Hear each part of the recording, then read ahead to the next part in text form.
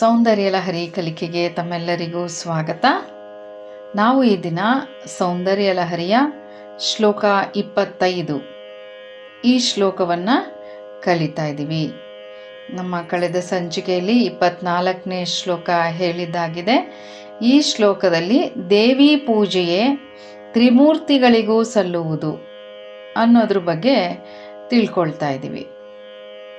ಬನ್ನಿ, ಶ್ಲೋಕ 25 ಸೌಂದರ್ಯ ಲಹರಿ ಕಲಿಯೋಣ. ಹೇಗಿದೆ ಅಂತ ನೋಡೋಣ. ಎಲ್ಲದಕ್ಕೂ ಮೊದಲು ಶ್ರೀ ಗಣೇಶಾಯ ನಮಃ, ಶ್ರೀ ಗುರುಭ್ಯೋ ನಮಃ. ಶ್ಲೋಕ 25 ತ್ರಯಾಣಾಂ ದೇವಾನಾಂ ತ್ರಿಗುಣಜನಿತಾನಾಂ ತವ ಶಿವೆ ಭವೇತ್ ಪೂಜಾ ಪೂಜಾ ತವ ಚರಣಯೋರ್ಯಾ ವಿರಚಿತಾ ತಥಾ ಹಿ ತ್ವತ್ಪಾದೋದ್ವಹನಮಣಿ ಪೀಠಸ್ಯ ನಿಕಟೇ ಸ್ಥಿತಾ ಹ್ಯೇತೆ ಶಶ್ವತ್ ಮುಕುಲಿತಕರೋತ್ತಂ ಸಮಕುಟಾಃ. 25ನೇ ಶ್ಲೋಕ ಹೀಗಿದೆ.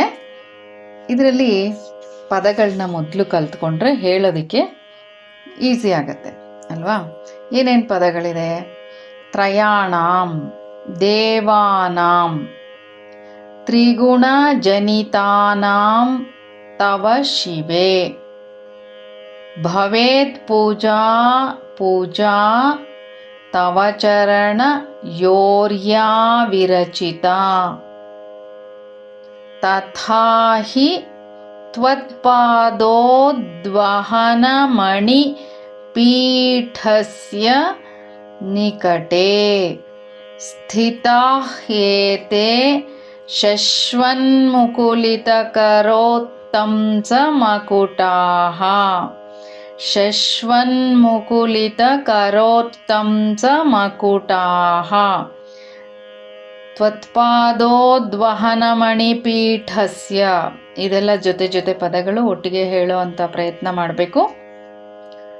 ಒಂದು 5-6 ಸಾರಿ ಅಭ್ಯಾಸ ಮಾಡಿದ್ರೆ ಬರುತ್ತೆ. ಈಗ ಅರ್ಥ ಹೇಗಿದೆ ನೋಡೋಣ. ಇಲ್ಲಿ ತವ ಅಂದರೆ ಶಿವೆಗೆ ಹೇಳ್ತಾ ಇರುವಂಥದ್ದು, ನಿನ್ನ ದೇವಿ ಮಂಗಳಕರಳಾದ ನಿನ್ನ ತ್ರಿಗುಣ ಜನಿತಾನಾಂ, ತ್ರಿಗುಣ ಅಂದರೆ ಸತ್ವ ರಜಸ್ಸು ತಮಸ್ಸು, ಈ ಗುಣಗಳಿಂದ ಉತ್ಪನ್ನರಾದವರು ಯಾರು? ತ್ರಯಾಣಾಂ ದೇವಾನಾಂ. ಯಾರು ತ್ರಯಾಣಾಂ ದೇವಾನಾಂ? ಬ್ರಹ್ಮ ವಿಷ್ಣು ಮಹೇಶ್ವರ. ತವ ಚರಣಯೋಹೋ, ನಿನ್ನ ಪಾದಕಮಲಗಳಲ್ಲಿ. ಯಾ ಪೂಜಾ ವಿರಚಿತ, ಯಾವ ಪೂಜೆಯನ್ನ ಮಾಡಲ್ಪಟ್ಟದ್ದಾಗಿ ಭವೇತ್ ಆಗಿದೆಯೋ, ತಥಾ ಹಿ ಪೂಜಾ ಭವೇತ್, ಅದೇ ಪೂಜೆಯೇ ಆಗುವುದು. ಯಾಕೆ ಅಂತಂದರೆ ತ್ವತ್ಪಾದೋದ್ವಹನಮಣಿ ಪೀಠಸ್ಯ, ನಿನ್ನ ಪಾದಗಳು ಇಡುವುದಕ್ಕಾಗಿ ಮಾಡಿದ ರತ್ನಪೀಠದ ಸಮೀಪದಲ್ಲಿ, ನಿಕಟೆ ಅಂದರೆ ಸಮೀಪದಲ್ಲಿ, ಏತೇಹಿ ಅಂದರೆ ಬ್ರಹ್ಮಾದಿಗಳು, ಮುಕುಳಿತಕರೋತ್ತಂ ಸಮಕುಟಾಃ ಅಂದರೆ ಮುಗಿಯಲ್ಪಟ್ಟ ಕೈಗಳೆಂಬ ಶಿರೋಭೂಷಣಗಳಿಂದ ಕೂಡಿದ ಕಿರೀಟವುಳ್ಳವರಾಗಿ, ಶಶ್ವತ್ ಸ್ಥಿತಾಃ ಸದಾ ಇರುತ್ತಾರೆ. ಅಂದರೆ ಯಾರು? ಬ್ರಹ್ಮಾದಿ ದೇವತೆಗಳು ಕಿರೀಟಗಳಿಂದ ಕೂಡಿದವರಾಗಿ ಸದಾ ದೇವಿಯ ಪಾದದ ಬಳಿ ಕೈ ಮುಗಿಯಲ್ಪಟ್ಟ ಸ್ಥಿತಿಯಲ್ಲಿ ಇರುತ್ತಾರೆ ಅಂತ ಅಂದ್ಬಿಟ್ಟು ನಾವಿಲ್ಲಿ ತಿಳ್ಕೊಳ್ಬಹುದು. ಮುಕುಳಿತ ಕರೋತ್ತಂಸ ಮಕುಟಾಃ ಅಂದರೆ ಮುಗಿಯಲ್ಪಟ್ಟ ಕೈಗಳಿಂದ ಶಿರೋಭೂಷಣಗಳಿಂದ ಕಿರೀಟವುಳ್ಳವರಾಗಿ, ಶಶ್ವತ್ ಸ್ಥಿತಾಃ ಸದಾ ಇರುತ್ತಾರೆ ಅಂತ ಹೇಳ್ತಾ ಇರೋದು. ಇದರ ಒಟ್ಟಾರೆ ತಾತ್ಪರ್ಯ ಏನಿದೆ ನೋಡೋಣ. ಮಂಗಳಕರಳಾದ ದೇವಿಯೇ, ಸತ್ವ, ರಜಸ್ಸು, ತಮಸ್ಸುಗಳೆಂಬ 3 ಗುಣಗಳಿಂದ ಉತ್ಪನ್ನರಾದವರು ಯಾರು? ಬ್ರಹ್ಮ, ವಿಷ್ಣು, ರುದ್ರ ಅನ್ನೋ ದೇವತೆಗಳಿಗೆ ನಿನ್ನ ಪಾದ ಕಮಲಗಳಲ್ಲಿ ಯಾವ ಪೂಜೆಯು ಅರ್ಪಿತವಾಗುವುದೋ ಅದೇ ಪೂಜೆಯು ಆಗುವುದು.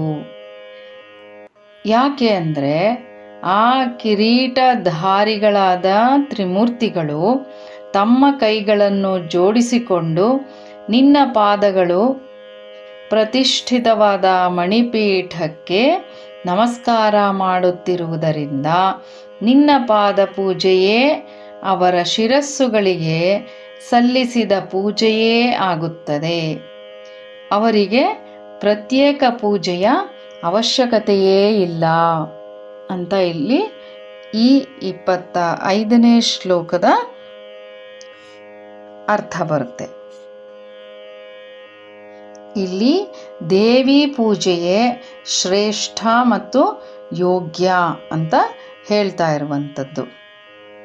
ಇಲ್ಲಿ ತ್ರಿಗುಣ ಅಂದರೆ ಅದ್ರ ಬಗ್ಗೆ ನೋಡೋದಾದರೆ ಸತ್ವಗುಣ ಅಂದರೆ ಮನೋನಿಗ್ರಹ, ಇಂದ್ರಿಯ ನಿಗ್ರಹ, ವಿವೇಕ, ಸತ್ಯ, ದಯೆ, ಸಂತುಷ್ಟಿ, ಗುರುಭಕ್ತಿ, ಹೀಗೆ ಸದ್ಗುಣಗಳ ವರ್ತನೆ. ಹೀಗಾಗಿ ಇವು ಎಲ್ಲವೂ ಸತ್ವಗುಣಗಳಾಗುತ್ತೆ. ರಜೋಗುಣ ಅಂದರೆ ವಿಷಯಾಭಿಲಾಷೆ, ವ್ಯಾಪಾರ, ದರ್ಪ, ಅತೃಪ್ತಿ, ಗರ್ವ,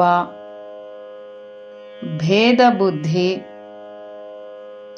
ಹೀಗೆ ಇಂಥ ಗುಣಗಳೆಲ್ಲವೂ ರಜೋಗುಣದ ಲಕ್ಷಣಗಳಾಗಿರುತ್ತೆ. ತಮೋಗುಣ ಅಂದರೆ ಅಸಹಿಷ್ಣುತೆ, ಜಿಪುಣತನ, ಅಧೃತ, ಪ್ರಾಣಿ ಹಿಂಸೆ, ಶ್ರಮ, ಕಲಹ, ಶೋಕ, ಭ್ರಾಂತಿ, ಸೋಮಾರಿತನ, ಭಯ, ತೂಕಡಿಕೆ, ಇವೆಲ್ಲ ತಮೋಗುಣದ ಲಕ್ಷಣಗಳಾಗಿರುತ್ತವೆ. ಇದನ್ನು ನಾವಿಲ್ಲಿ ತಿಳ್ಕೊಳ್ಬಹುದು. ಇದನ್ನು ಪದೇ ಪದೇ ಪಠನೆ ಮಾಡೋದ್ರಿಂದ ಏನು ಲಾಭ ಏನು ಅಂದರೆ ಉತ್ಕೃಷ್ಟ ಪದವಿ ಲಾಭವಾಗುತ್ತೆ, ರಾಜಕೀಯ ಅಧಿಕಾರ ಸಿಗತ್ತೆ ಅಂತ ನಾವಿದರಲ್ಲಿ ತಿಳ್ಕೊಳ್ಬಹುದು. ಸರ್ವೇ ಜನಾಃ ಸುಖಿನೋ ಭವಂತು, ಸರ್ವೇ ಸನ್ಮಂಗಲಾನಿ ಭವಂತು. ಧನ್ಯವಾದಗಳು.